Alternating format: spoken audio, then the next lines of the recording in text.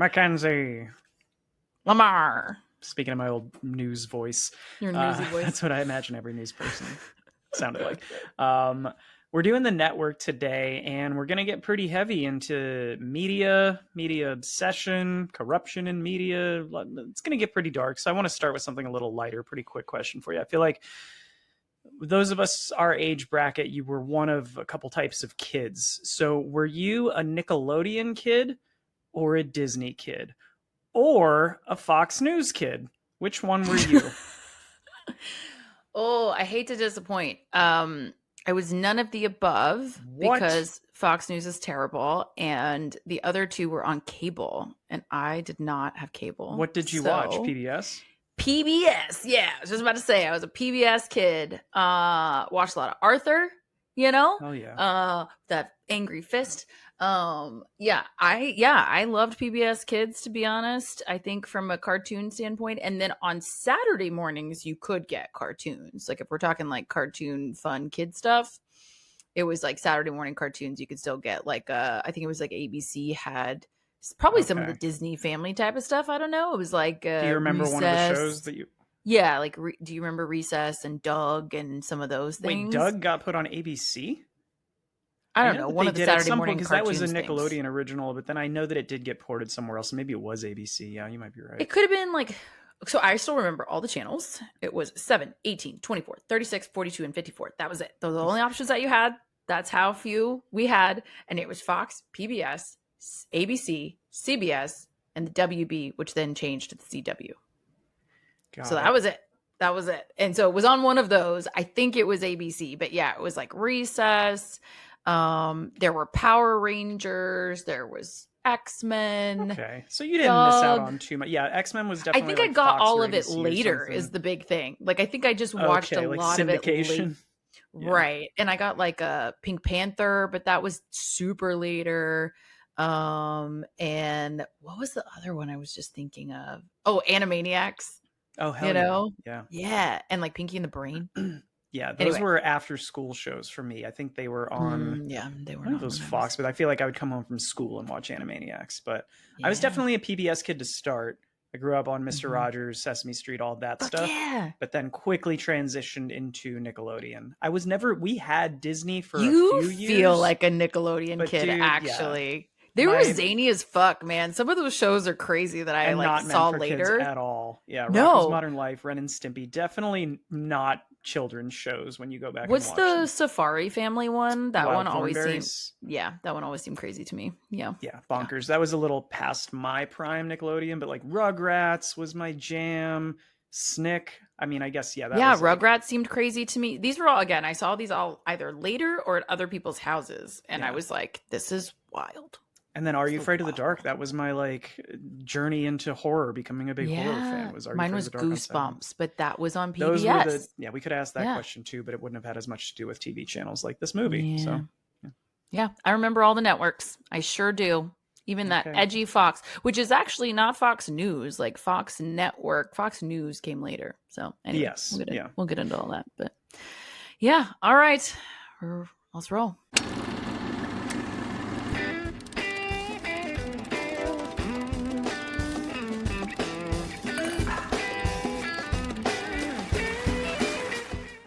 Welcome back to We Drink and We Watch Things. I'm Mackenzie. I'm Lamar. And we are wrapping up Satire September, which I actually have really enjoyed. So I'm kind of sad to see it go, to be honest. But it's kind of a niche genre. I mean, I think not so niche that there's not a lot of options, because we had 10 or 20 others that we could have done. Mm-hmm. But it's different from anything else we've ever done. It's been a lot of fun. Yeah, I think so. I'm excited. This one's going to be a good one too. I think it's really what I think we did well this month is we picked a really good variation and representation of satires. And this one is very different. It's got tendrils of the other stuff. But this one's very different, I think. Tendrils, your favorite word. Tendrils. I love a tendril. But yeah, it's got tendrils of those things, but it's a little bit different. So we're going to be doing Network 1976. I say that because if you look up Network movie, there's like 2 or 3 different things that might come up. So Network 1976. Yeah. Did you figure out, you had seen this before? You just didn't remember a lot of it? I think I have, but it's either been a very long time Mm-hmm. or I hadn't seen it all the way through, because there were things that seemed very familiar, and then there were parts that were like wholly new to me, it felt like. So yeah, it was kind of a mix, I think. But really quick, for those who maybe haven't paid attention this month or don't know or want a refresher, satire is a genre of the visual, literary, and performing arts, usually in the form of fiction, not as often nonfiction, where vices, follies, abuses, shortcomings are held up to ridicule, usually with the intent of like shaming or exposing that flaw, whether it be of individuals, corporations, government, society, etc. But it's intended by and large to be humorous, but the purpose is a social criticism. The idea is to criticize this thing, that society, that what have you, to hopefully fix it. And it often makes fun of that in movies and art and film, etc. So that's kind of what we're doing here. And what's interesting about this one is the writer and director on the record is saying they didn't think this was satire when they were making it. They thought they were accurately depicting. I think obviously when we get into what happens in the film, it gets pretty out there, but they thought it was less about, hey, we're poking fun at this thing and like exaggerating it, and more just like, this is the way this business is going. They thought they were documenting what was happening in real time, and they were trying. If you didn't hear me say this last week, guys, like, it's scary how accurate this is to the way that things have become with just polarizing news networks and not even being the news anymore. I think they were both satirizing and unintentionally satirizing, right? I think they were documenting with the intent of doing exactly what satire is trying to do, right? Which is put a light on something and make it change. But they did, I think, take parts of it objectively to an extreme that do kind of lean it into that satirical range. So I think they were being hyperbolic to make a point, and they didn't really necessarily associate that with satire. But it certainly is now when we look back at it. But anyway, we'll get into some more of that here in a minute. What are we drinking to get through this one? We're drinking homemade Sprite. Is what it tastes like. In a good way. I haven't tried it yet. I keep waiting to try them. I saw the recipe and I was like, it reminds me of the Mitch Hedberg joke where he's like, may he rest in peace, by the way. But they say that the recipe for Sprite is lemon and lime, but I tried to make it at home and there's more to it than that. And Skylar has proven that point right, because this is 0.75 ounces of lemon juice, 0.75 ounces of lime juice, 0.75 ounces of simple syrup, 2 ounces of filtered water, and then you're going to shake and strain that into a martini glass and top it off with soda water to give it some bubbles. And yeah, it's kind of like a more natural Sprite, not as sugary as Sprite. He also recommended edible glitter if you have it. We didn't have that, but we had like sprinkly sparkles. So you just used real glitter. So he put like real glitter. You can't see it or I'm going to Wait, you put real glitter in there? Well, he put You're not supposed to. Not real glitter, but like food sprinkles. You know what I'm saying? Oh, okay. I thought you were going to be, we didn't have fake glitters or edible glitters, so we just put actual glitter in there, and that's what I'm drinking today. Yeah. Can you see it? I can't see it. I can't really see it too much. All right. Well, I tried. He tried. We tried. All right. And this is called Bullshit because I guess I should have mentioned up front, if you didn't know, we're doing mocktails all month for our non-alcoholic listeners. More power to you. We wanted to give you some and for recipes. Our livers, let's be honest. Our livers needed a break. Yeah, the title doesn't say we drink alcohol and we watch things. So to be fair, we're still on brand with this. This has been a fun month of trying new things. So we're calling this Bullshit because it's said a lot in this movie. And mocktails are kind of bullshit. You're paying $14 for no booze. They really are. They really are. If you make them at home, better. Cheers. It is kind of a homemade Sprite-y. It's a little bit more, I guess, lemony or limey, whatever, citrusy. It makes me think, and I don't know if this is accurate or not, but do you remember Surge? Yeah, like the green bottle soda. Yeah. And I cannot for the life of me remember what it tasted like, but I remember being obsessed with it. And it was supposed to be lemon limey, I think. And it looked kind of like this. And I feel like I've heard recently that it was trending again. Like people were trying to find Surge. Like bring it back. Caramel apple empanadas are back at Taco Bell, everyone. Red alert. They've been off the menu for like 6 years, but I guess they're doing like a special menu and they brought back 10 items for a limited time. So hit up Taco Bell, people. Little plug there. Wow. As y'all may recall, our buddy Mac, who has visited the pod before, feels strongly about my opinions about Taco Bell. And the only time he's ever yelled at me was when he yelled at me that I was ignorant because I haven't, which by the way is something nobody's ever said to me, because I hadn't tried Taco Bell in like 10 years. And he's like, well, then you're ignorant. So it was my favorite conversation. But anyway, now might be the time It to is. go Taco back. Bell is a cultural hotbed of cuisine. I feel like you're missing out, but I'm not going to call you ignorant. Thank you. Thank you. That was, I hope, a one-off in my life is my goal, is my goal. Huh, all right. Well, maybe I'll go check that out. We'll see. All right. Let's get into some basics, some spoiler warnings, and then we'll have a good time. All right. Cool. So like I said, this is 1976. Been a minute. But again, very prescient, holds true today. This was an 8.1 out of 10 on IMDb, very, very highly rated and received, and it holds up on the Rotten Tomatoes side as well. 91% from critics, 93% from audiences. So even the audience thought higher of it and thought it was really good. It did really, pretty well overall at the box office as a result as well. But we'll get into that in a second. This is directed by Mr. Sidney Lumet. So he's done some things that have been remade, so I want to be careful, but he did the originals of 12 Angry Men, Before the Devil Knows You're Dead, and a few others. And then the writer here was Paddy Chayefsky, who is, first of all, incredible. Well, no spoilers there, but this is a great script, but has done some other stuff that probably most people don't know, but were well known in the time. Marty, The Hospital. And I wanted to call out, he's a major inspiration for Aaron Sorkin. And I I could think sense that watching this. Yeah.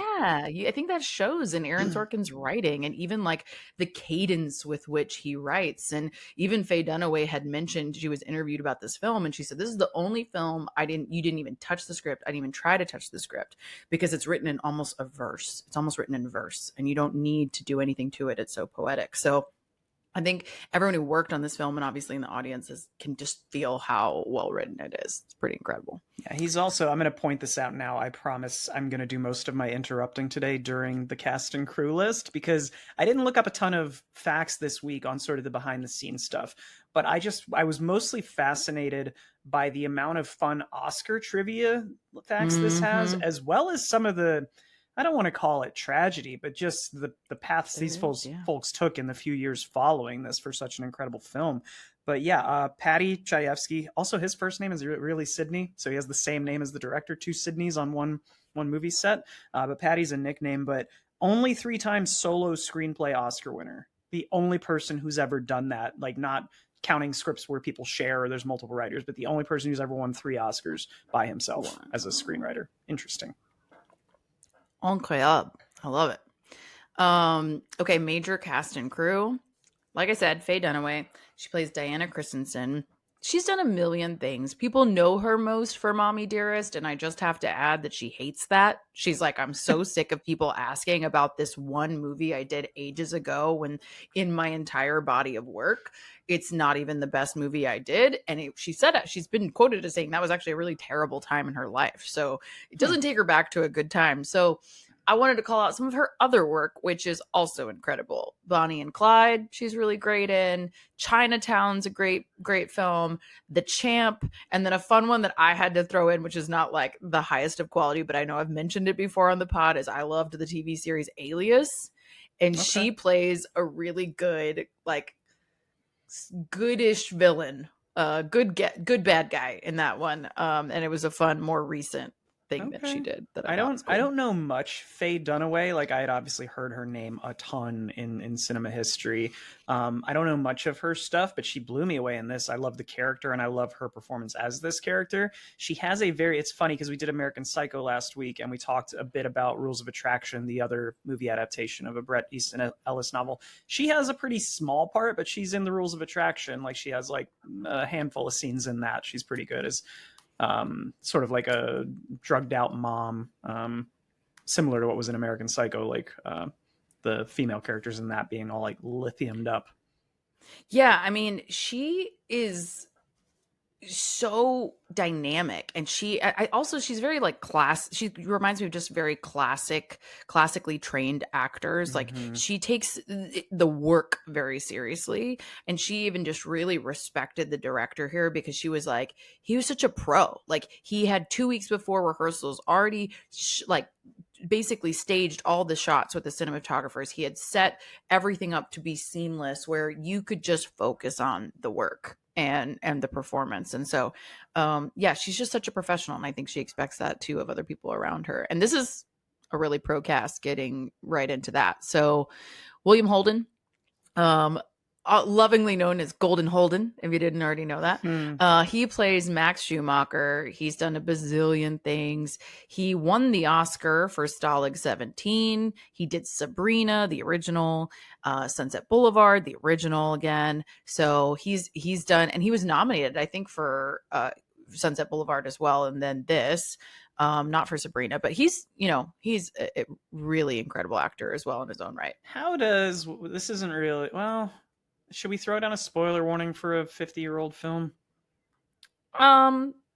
Sure. Let's just, because I don't think this is one that everybody has seen, to be honest. So yeah. Anyway, turn around, don't drown. It's spoiler time. And go watch this movie. It's very enjoyable. And but one thing I didn't enjoy. How are you feeling about this 23-year age gap between our two leads? Two of our three leads, I guess. I mean, I think it's very intentional.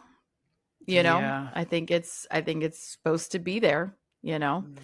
I wonder if it's a casting goo. Not to say that he gives a bad performance, but I do wish that they had aged him down a little bit. I think it's supposed to be a commentary on that. I mean, there's even a few lines about that are like, every aging fired network executive has done this thing and written this book and blah, blah, blah. Like, I think it's very intentional, and I think it's reflective of the time, and even not just the time. It happens now, right? It still happens now. Leo. Like, these kinds of relationships. Yeah, Leo, get your shit together. But I'm just saying, like, I think as awkward as it is to see and how much that we don't like it, I think it's unfortunately kind of accurate. So there's that. Yeah. Peter Finch, who plays Howard Beale, done many things as well. Most well known probably for Sunday Bloody Sunday, also The Trials of Oscar Wilde, which I always thought was really an interesting one if you haven't seen it.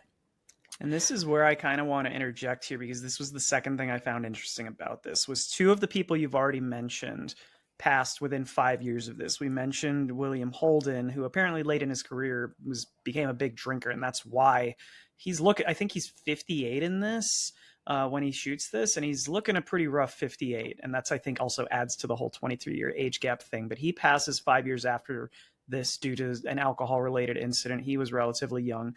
The writer, Paddy, passes 5 years after this. I believe that was cancer.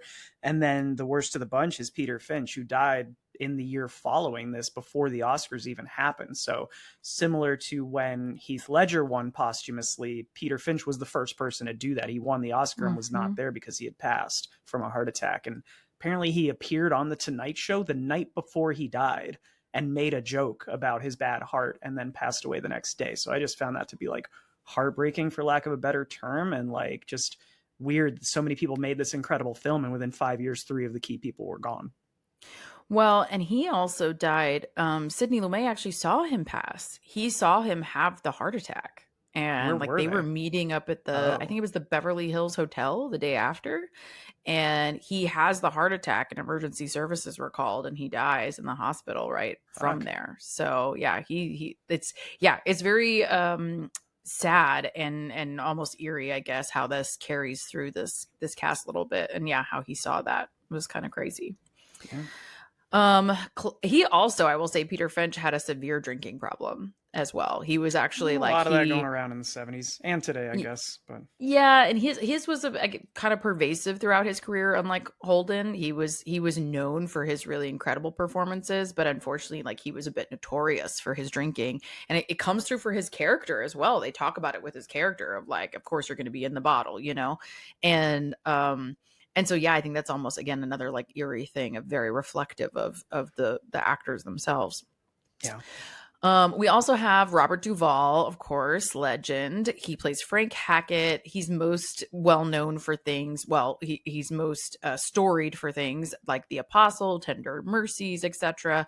But I would be remiss if I didn't mention Gone in 60 Seconds. obviously. I He's like that you running did what that I did shit. because I was going to say, okay, you remember him from The Godfather Part 1 and 2. He wasn't in the best one, the third one. Sorry, guys. Right. But I Sorry. remember him from John Q, underrated Denzel movie. I thought Robert Duvall was really good That in that is too. a good Denzel movie. It's Yeah. sad, but it's good. But yeah, Gone in 60, he's such a vibe in Gone in 60 Seconds. He's glue. Come on, you guys. Like, it's so good. And then we have closing us out, at least for my list, is Beatrice Straight. She plays Louise Schumacher, and most people probably don't know her for Poltergeist. Yep. But she's one of the many Oscar noms in this one, and she's not on screen very long. She's on screen for less than, I think it's 5 minutes and something seconds. Yep. I will knock out my Oscar facts here and bring us home because she has the shortest screen time of any Oscar Best Acting winner ever. 5 minutes, 40 seconds, as you said. And God, does she crush it in like the 2 scenes she's in. I understand why. Also, I was like, girl, noting, preach. Like, she's so good. I'm just cheering her on. I saw that and I was just like, oh man, I wish she was in the movie more because she's crushing this scene. And then I was not surprised when I looked and saw that she'd won an Oscar for that performance because she's great. Also worth calling out here before we get into the movie itself is that this is the last movie to have 5 distinct actors nominated in the main acting categories. Despite this losing, do you know what this lost the Best Picture to? Rocky. What are your thoughts on that, Mackenzie? That's some bullshit. That's one of those ones bullshit. where you're picking a feel-good movie. I'm not saying Rocky's a bad film. Rocky is a very enjoyable film, but it is. Rocky's a great film. We don't have to detract from Rocky to say that that's some bullshit.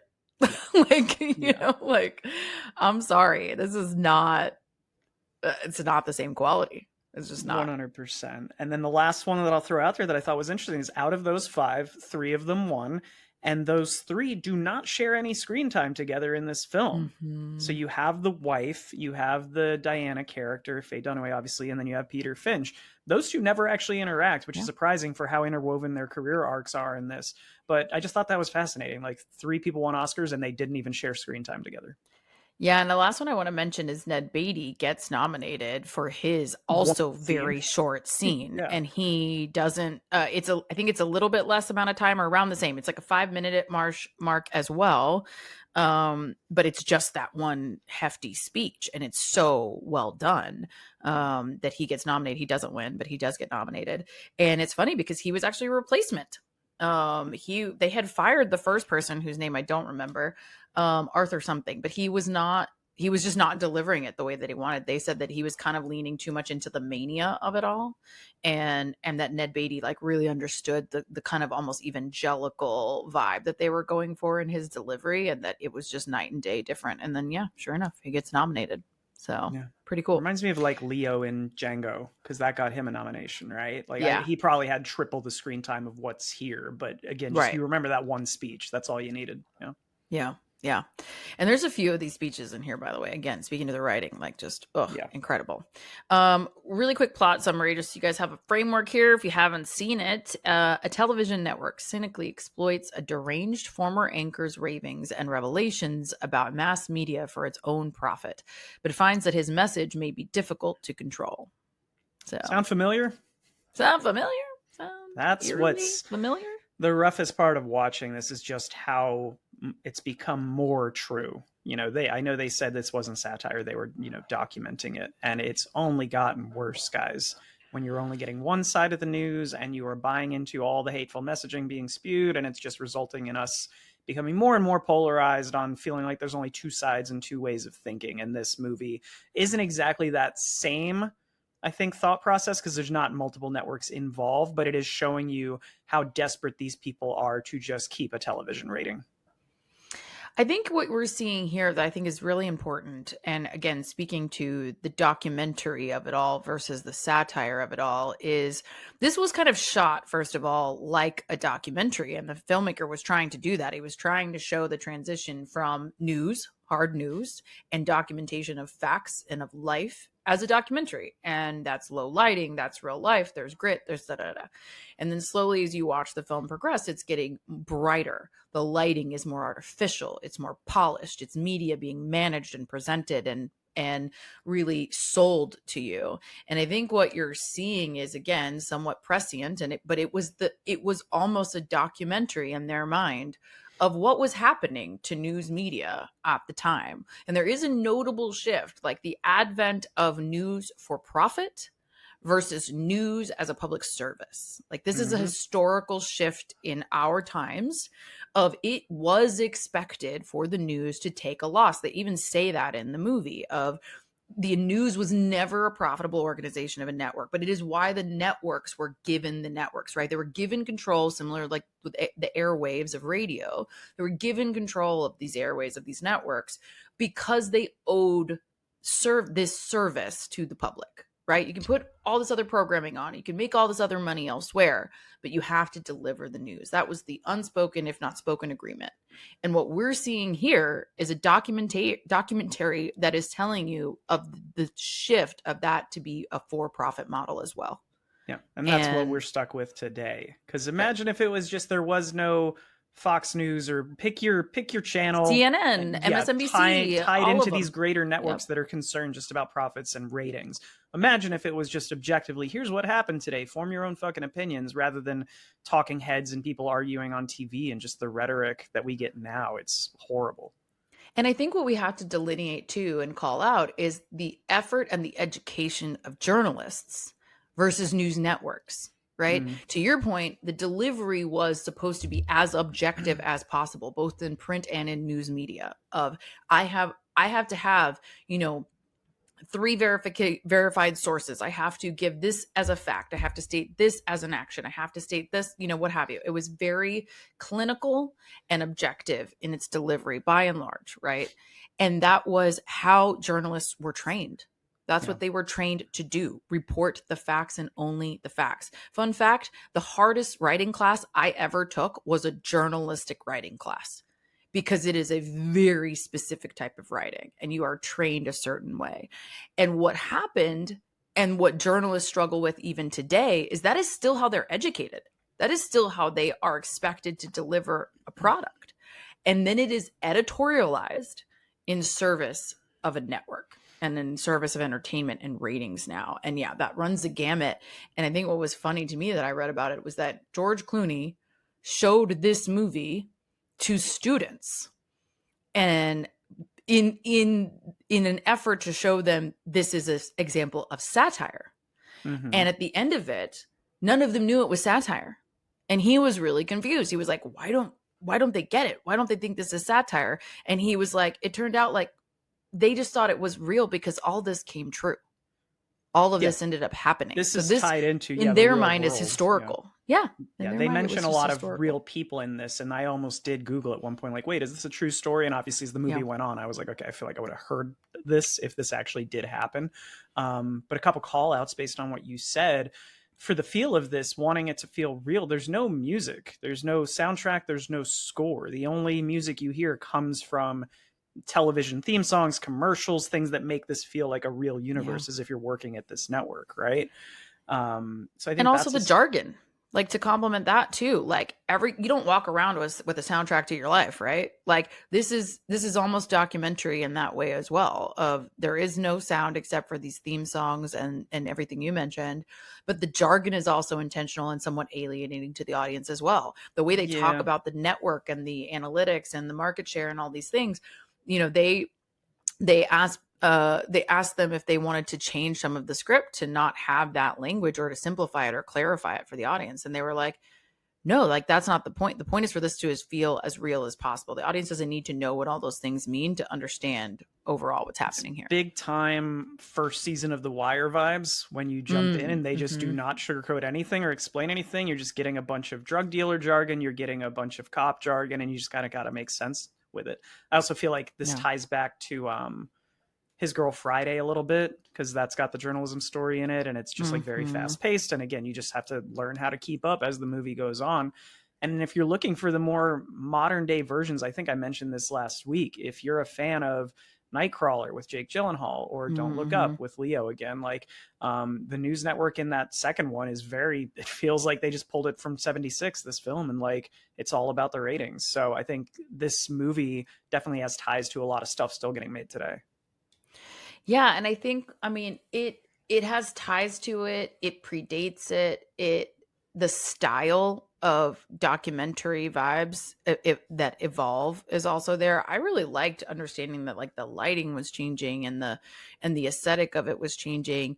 And I agree with your call out about His Girl Friday too, of having that pacing, that energy. And Mm-hmm. His Girl Friday is still much faster, obviously, in terms of script here, but you feel that same almost frenetic energy here throughout the scenes, but especially the scenes that Faye Dunaway is in, right? She takes that energy away and runs with it of like, she is so hyped. She is entirely this. She's entirely this career. She's entirely this job. And William Holden, his character tells her later, like, you are emblematic of this and the way that the news is changing and this entertainment and this lack of connection to the human aspect of this.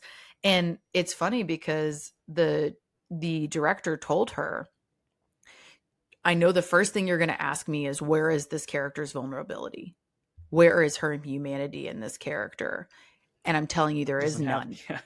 Yeah. He's like, there's none. Don't even try it, because I'm going to cut it in the editing room anyway. You're supposed to just play this completely straight. And they were worried about whether or not she would, right? Whether or not she would try to find some humanity in the character. And she just completely commits to the bit.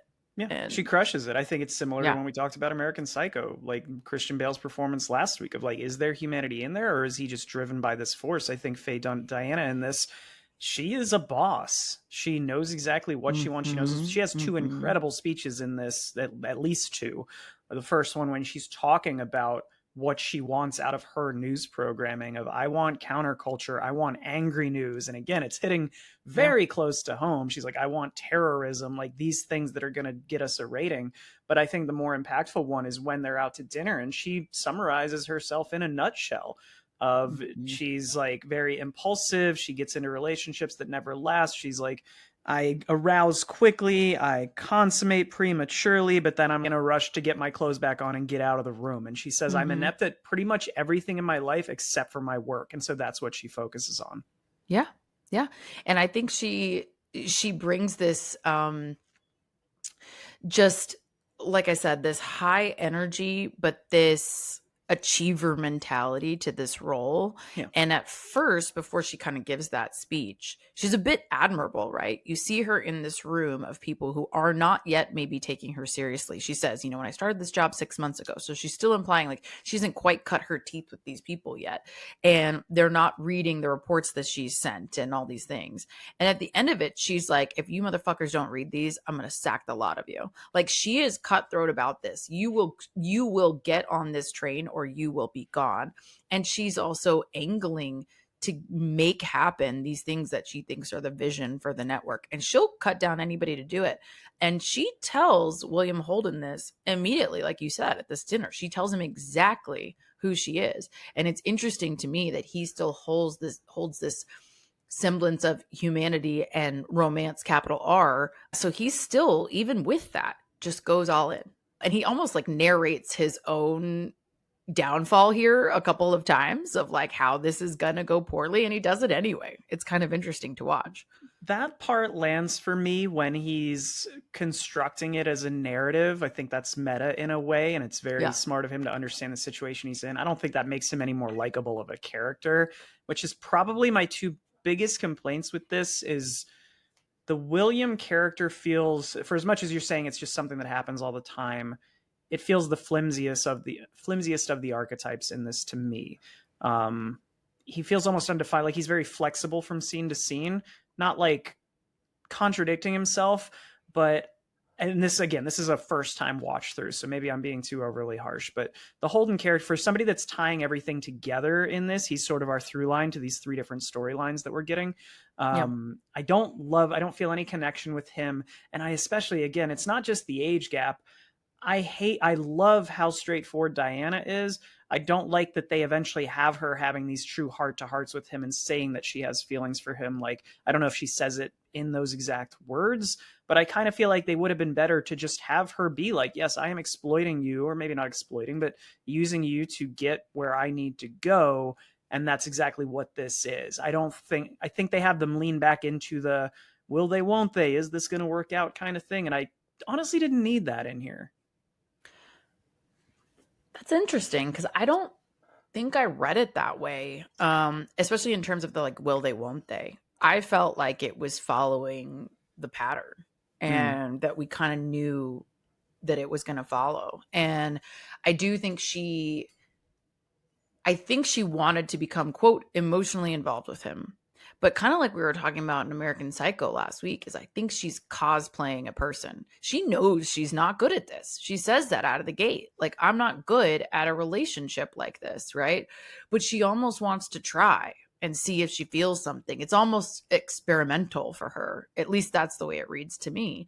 And while I do think she has some feelings about it and would like to be with him, it feels a little bit like a conquest, you know, like an yeah. achievement.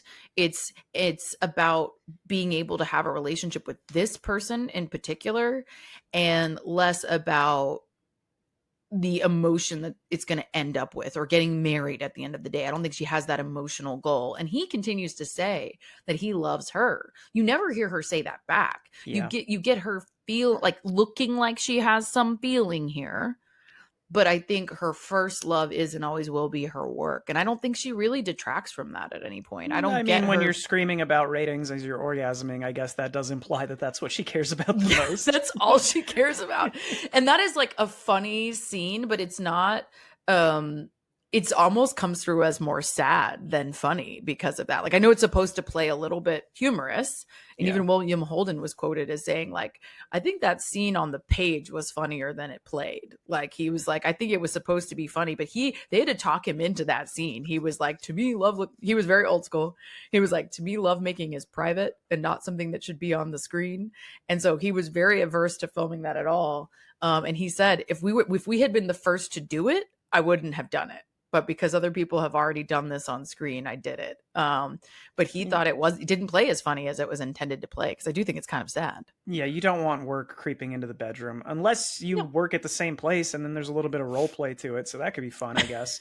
Um, but yeah, I think maybe my thoughts are also coming from I don't like the way that Holden handles the affair. For as much as that incredible scene with Beatrice Straight is, him playing like being so blunt about it, of just like, yes, I'm sleeping with her, and yes, I have feelings. And then it doesn't feel like he gets any fucking comeuppance from it. He more just takes it in stride of like, yes, this is natural for a man my age to cheat on his wife, and I leave her, and then maybe she takes me back, maybe she doesn't. He seems just sort of like morose and sort of like, maybe that's the point of the character. I Resigned a just little bit. felt like those speeches didn't hit for me because I'm like, I don't like you. I don't want to see you come out of this feeling as though you're unscathed and above it. Yeah, I don't like him and I don't dislike him. I like what he has to say.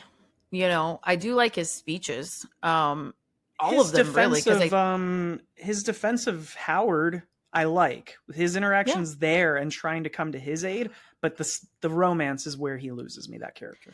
Well, I do think I will say I think that that's a fair criticism in general about him, like his character.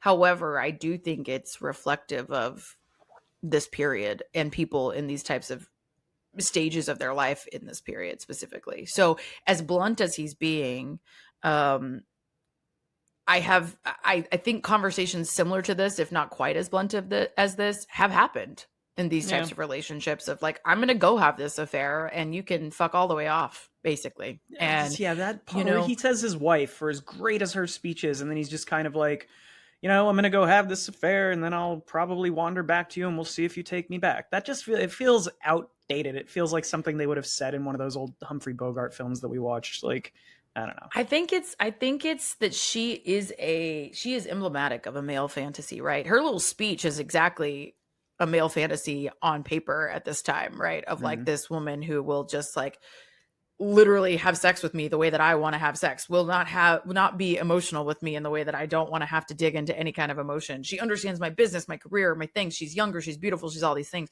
She's checking all these boxes at a time where he feels a sense of crisis in his life and everything that he knows and has faith in is falling apart. So as despicable as the action itself is, and I'm not at all excusing him or that, it checks out, it checks out as a something that would be realistic to me, at least as Yeah. realistic as happening. And she's not classy for her part in it either. I just want to be super clear. She knows exactly what she's getting into, and she's fine doing it, which I think again is a reflection on her and her values. And it doesn't help, either of them, their character, you respecting their character, because they don't have a ton that you respect at this point. His principles, like you said earlier, like his speeches he gives and the way that he tries to defend and the way that he tries to stand up for his industry, the speeches themselves are pretty and beautiful, but they ring kind of hollow because he doesn't stick to his guns, right? He doesn't hold the line. He ultimately gives into this. And if he really wanted to hold the line, he would have resigned in protestation and said, like, I'm not going to do this. And instead he slowly slips until he's fired. Yeah. I think this is one where I'm probably going to have to give it a second watch. I don't want to rewatch it immediately, but I do want to give it another watch because I think I was not tracking some of sort of the business moves and, like you said, the jargon in there. So maybe it'll make more sense on a second watch. I don't want to go overly critical on this one, even though I kind of already have. But I guess, should we move on to like our third sort of lead here? Do you want to talk Howard a bit? I mean, Howard commits to the fucking bit. Like, it is so understandable why Peter Finch was nominated. This whole speech, I'm sitting there like writing basically everything that he says down. It's so, I literally have in my notes in all caps, prescient as fuck. Like, it's predictive. It's it's eloquent, it's rageful, it's relatable, it's documentary in terms of you've seen this on the screen, and it holds true today, even in the era of not only entertainment type of news but also social media, of course. And I love his call out of less than 3% of you read books, less than 15% of you read newspapers. This is the only truth that you know, this being the news. Television is an amusement park now. And like, that stood out to me so deeply, because not only is it television, it's everything that we're looking at, and truth can be manipulated because this is the most powerful tool in the world. And he even says, imagine this in the hands of the worst person in the world. Like, this is a weapon. And that's exactly what we've seen happen. That is, you mentioned earlier the Aaron Sorkin connection. And what was the Jeff Daniels show that he did? Was that Newsroom? Yeah, Newsroom. The Newsroom. Yeah.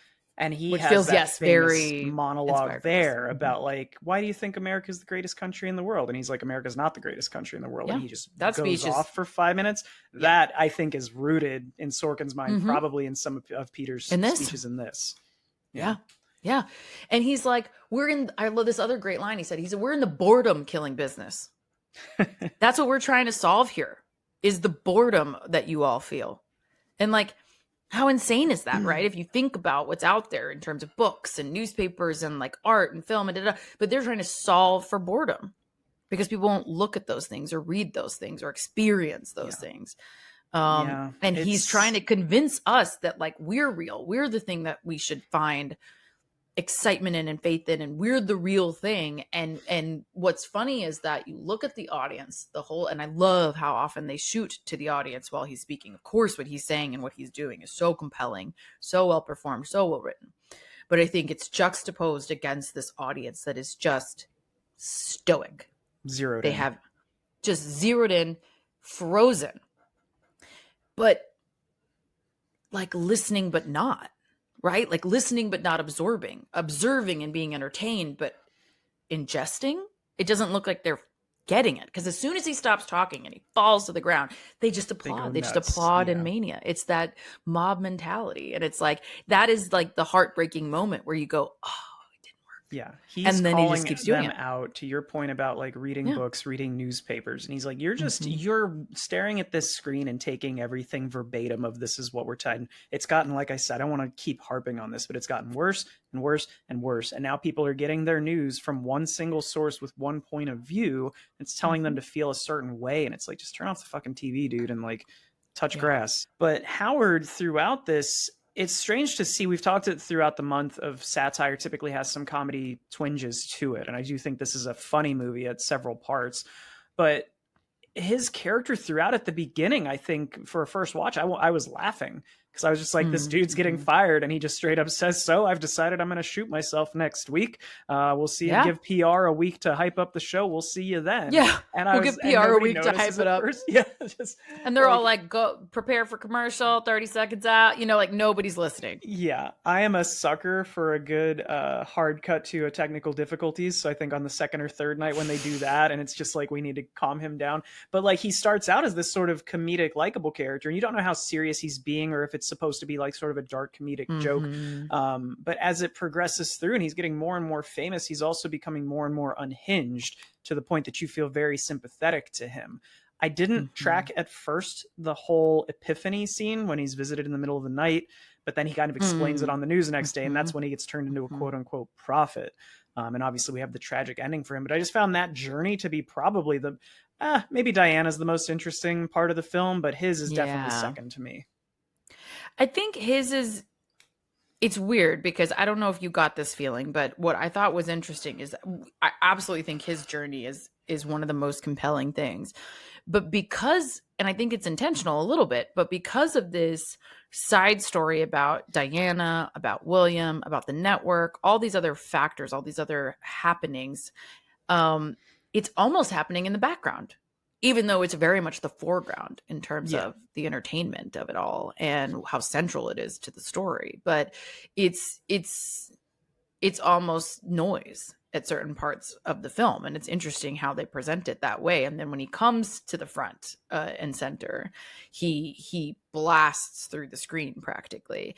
And then they get to that point where, like, again, they start to not be able, this golden goose starts to lay a few rotten eggs, right? Of like, oh God, is he going to keep printing us money, or is he going to become a problem? And you see that devolve when his mental state is devolving as well. When he walks in soaking wet and he just walks onto the set and sits down to do the news, and he hasn't had an umbrella and he's just drenched in a trench coat, that was when I was like, oh shit, this is like, I didn't know which way this was going, the whole thing. And it's like, we are supposed to pity him because he's just kind of being paraded around and speaking nonsense. Yeah. And I think he's a circus act until this point. And it doesn't feel dangerous until this point. It doesn't feel as exploitive. I mean, it certainly is exploitive, but it doesn't feel as bad until this moment. Until, to your point, he's, got a trench coat on in his pajamas and he's like cracking up going through the set. And that's a turning point where they stay with him. Stay with them. They don't cut to technical difficulties. They go, this is gold. That's how. And then you get that incredible moment. I think one of the best moments, not just the speech of like I'm madder than hell and I'm not going to take it anymore. I had heard that referenced. I'd seen that in, theater classes. So like, check out this monologue and stuff. But I do love the way that the script and the director work on this, to have it staged where Max is watching it at home and kind of rolling his eyes. And it takes this slow build of Howard repeating this line over and over again. And you're seeing them cut to different places in the world. But then eventually Max hears it outside of his window. And then you get this scene of the rain pouring down, the lightning, and all these angry people just shouting it out, being motivated by God knows what, and being incited. And that's a very heavy moment. Yeah. And I think it's such a heavy moment. It's so influential. It's the direct result of the thing that we're talking about being a weapon, right? Being, or not even just being a weapon, but being a tool. This is a tool for influence, and you're seeing the influence really manifest. They take you out of the studio to see it in real life, and that in and of itself, like making that connection, is really prescient but scary, and I think it's scary for us on this watch in particular. Of course, looking at it in retrospect, I'd be curious to understand how it felt watching it in 1976. Did that feel scary to people watching it? Because that's kind of the point here. It's easier for us to find it scary because we've seen the results, right? But like, did they watch it and go, whoa, that would be bad? Right. Like, think about us watching a movie about AI going awry, right? Like, that's something that we watch and we're like, oh shit, that's scary. But did that feel the same to them? Did this feel like a real threat at that time? I would be curious to know, because it's it feels overt to us now, but it feels subtle actually in the Yeah. connections that it's making. The only parts where I feel like they went across a line where to me, I think it's hard to say, oh, this isn't satire. The parts that make it me think, yes, it is. Not to say this isn't true today, but when the news hour basically becomes a variety show and they have like the Yeah. different characters with the different backdrops and stuff. And then the second thing is that violent criminals are part of kind of the news team, like their show business. And there's literally the scene where they're all arguing about, again, like jargon around ratings and who's going to take what share and blah blah blah. And there are people with weapons and the dude fires off a handgun, and I think that is supposed to be just like, this is where we're heading, where this is what gets news, so we're just going to loop them in and start paying them too. It's bonkers. Well, and I think it's also a commentary on like the negotiations happening in that room and the legal machinations that are happening, and the how not only how cutthroat they are, but how little they react to it. Right? Like that's an incredibly violent scene. There's a woman who's raging for various reasons, but she's representing a communist movement while making capitalistic machinations in terms of legal decisions, and the negotiations are getting really violent and nobody blinks. Nobody looks twice at any of that. Spinning off of that to kind of my last two things I wanted to touch on, when you say nobody blinks, nobody thinks twice, the ending of the basically assassination, and we had mentioned throughout this of how real it feels. The fact that there's a narrator and he sounds like a newsman, it kind of is. It's like, hey, I'm telling you this thing that actually happened, even though this didn't happen, but it feels more real because of that. But the way that he just says, and thus he died, the first person to be killed for low ratings, and it's just, it's a punchline, but it's painful. It's a punchline and it's funny, but it hurts. Yeah, that's kind of the last couple things that I wanted to touch on, was just that I think there's one beautiful shot, just from like a filmmaker perspective, when you were talking earlier about was it Ned Beatty that you said is the character giving that? Ned Beatty, yeah. Ned Beatty. That scene, not only his delivery of him flipping a switch, he turns the lights down and then turns to another level and just is hellfire and brimstone, but the way that is shot I loved as well, because you've got the close-up of Howard sitting there taking it all in, listening, and then when you turn back to Ned's character, it's this long shot of the whole table with all the little green lights and him at the end just turning red in the face and going insane, and I just think that's an incredible sequence. Yeah, that's the last major sequence I wanted to talk about, not least of which is the delivery, to your point, but yes, how it's shot.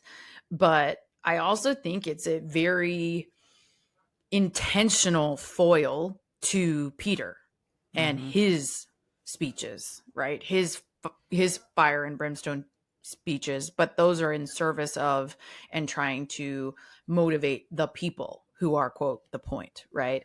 And this is a person who is, I think him closing the curtains and turning down the lights and all the things are very intentional. He's like, I am letting you in to the secret society. And this is this come to Jesus kind of moment almost, except for come to capitalism, right? And I'm going to give you a speech that is about what we actually are as humans now. And let me just wake you the fuck up. And it is both an incredible delivery and beautifully shot and terrifyingly done, but it is so eloquently written and so accurate. And I won't read the whole thing, but I just do, like, as a teaser trailer, you guys should go watch this clip. But he's saying there is no America. There is no democracy. There's only IBM and ITT and AT&T and DuPont, Dow, Union Carbide, and Exxon. Those are the nations of the world today.